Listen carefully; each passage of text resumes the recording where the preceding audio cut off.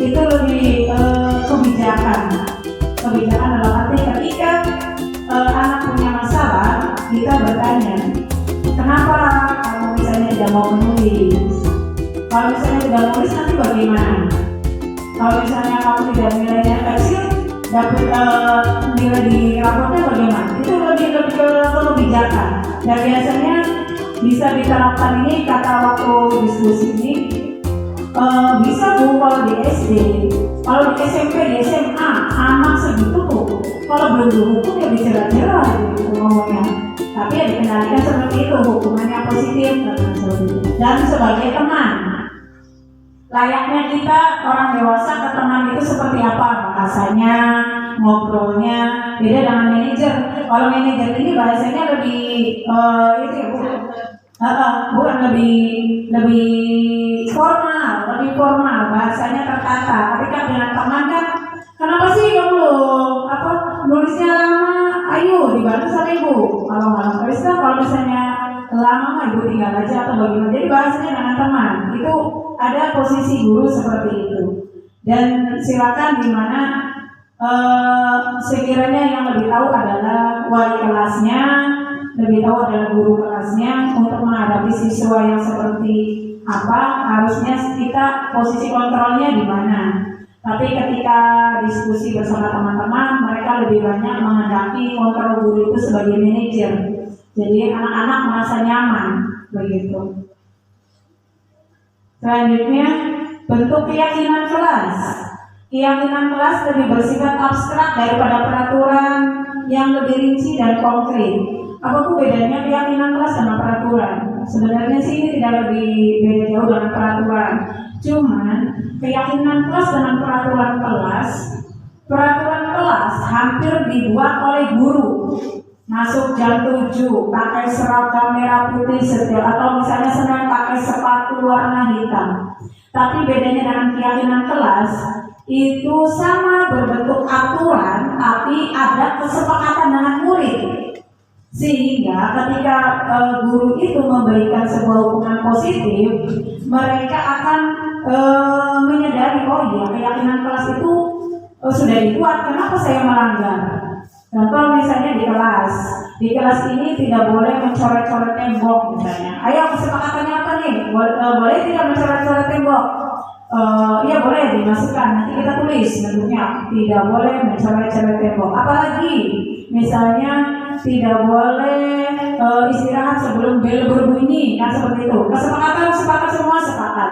Ketika ada salah satu siswa melanggar daripada kesepakatan itu, maka secara tidak langsung kita memberikan hukuman tanpa bersalah gitu loh sebagai gurunya juga, karena kamu sesuai tidak dengan keyakinan kelas. Tidak Bu, berarti harus bagaimana? Ya menerima sanksinya, karena kita sudah membuat kesepakatan begitu. Jadi bedanya peraturan dengan keyakinan kelas, peraturan rata-ratanya dibuat oleh guru. Kalau keyakinan kelas ada kesepakatan antara guru dengan siswa.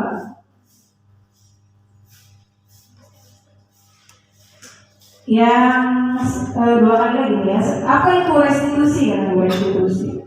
Restitusi adalah proses menciptakan kondisi bagi murid untuk memperbaiki kesalahan mereka, sehingga mereka bisa kembali pada kelompok mereka dengan karakter yang lebih kuat.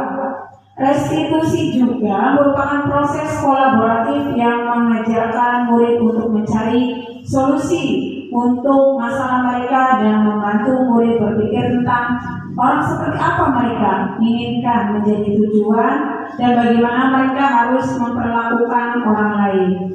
Nanti ada saya contoh videonya Bu, bahwa restitusi ini program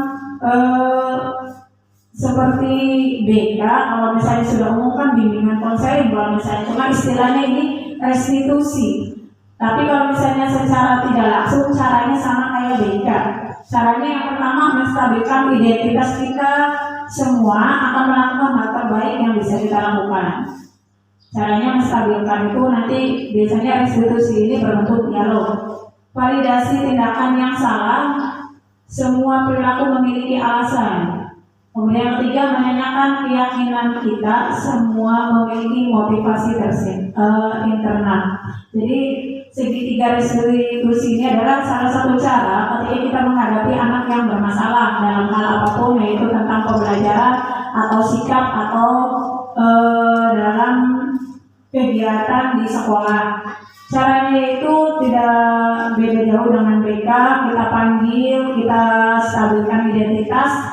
Stabilkan identitas itu mengandalkan tanya jawab. Kenapa begitu? Alasannya apa?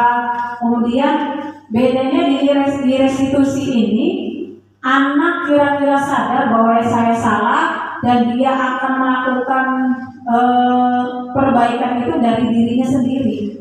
Ketika kita bertanya, kalau kamu melakukan seperti itu salah tidak? Salah. Pasti jawabnya bersalah. Terus kalau yang benarnya harus bagaimana? Jadi jangan kita yang menuntut mereka, kami biarkan dia mengakui kesalahan, tapi dia yang akan memberikan solusinya untuk diri sendiri, begitu. Kalau restitusi, kalau BK kan rata-ratanya kita menuntun. Kamu jangan begitu ya, harusnya begini tidak baik begitu.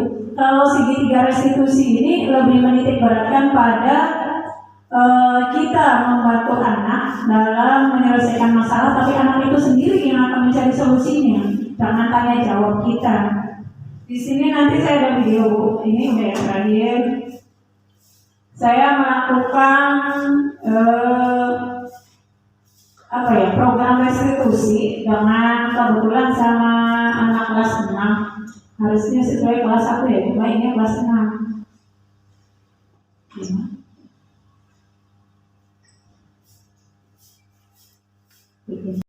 Bullying, ya, bullying, perundungan, anak-anak siswa melakukan kekerasan, melakukan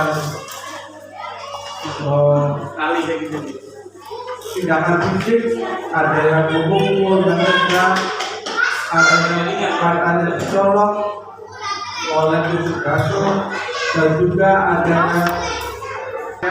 karena bullying atau perundungan. Dia itu tidak mendapatkan diri. Nah, nanti di sini nomor 2 tadi menceritakan pembinaan para anak, juga pembinaan tentang masalah bullying. Salah satu pembinaannya yaitu penyampaiannya pada saat upacara bendera tentang bullying, tentang perundungan, tentang kenakalan. Pembinaannya salah satunya disampaikan pada saat upacara bendera.